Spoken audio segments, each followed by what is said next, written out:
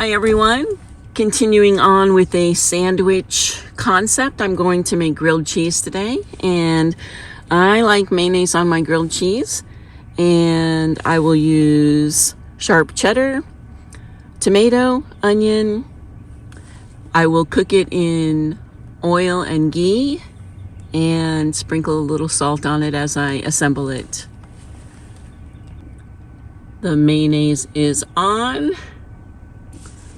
Never to be shy with the cheese. I like it on both sides, so once it cooks up, it's nice and soft and gooey on both sides. I had a small amount of Gouda cheese left, so I went ahead and threw that in there too. Tomatoes are on, and I will sprinkle a little bit of salt on there.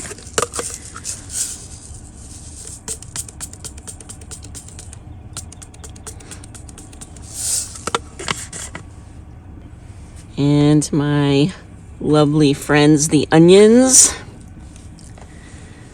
get on there, nicely spread around. So that's the layering. You can pretty much add anything else that you want to. If you wanted meat on there, you could put meat on. If you want avocado, you can put some avocado on. But I'm just interested in the grilled cheese today. Some people have had some questions about my carbon steel pan, and I do want to mention that yes, it needs more seasoning or needs to be re-seasoned, but for the time being, this is perfectly healthy and fine, and most of it is non-stick, and for my cooking purposes it works perfectly. And when I get a chance to, I re-season it when I can.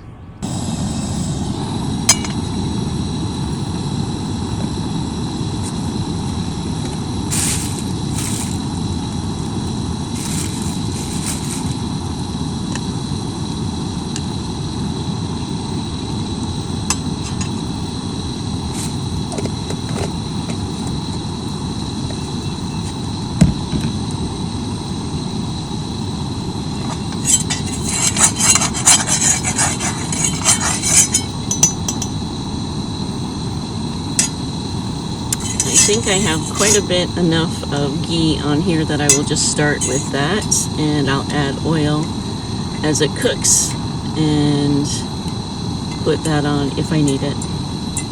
Let that heat up for a minute, and then I will put my typical 2 sandwiches on here.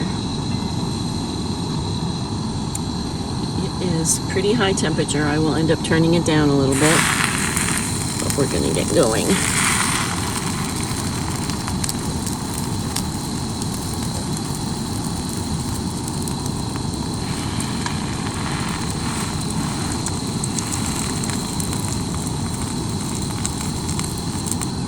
Even though you can see that the carbon steel isn't perfectly seasoned, one of the things I absolutely love about it is the heat retention that it has. It can get very, very hot and cook things like this thoroughly and all the way through, and I enjoy that. And the other is the fact that for the most part, it turns non-stick.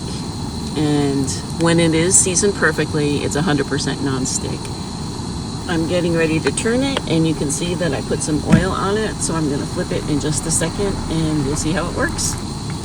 All right, just like with the calzones, you can see that it's pretty darn dark. So I definitely have to practice with my temperatures a little bit better. But for now, this will be an awesome sandwich once it gets done.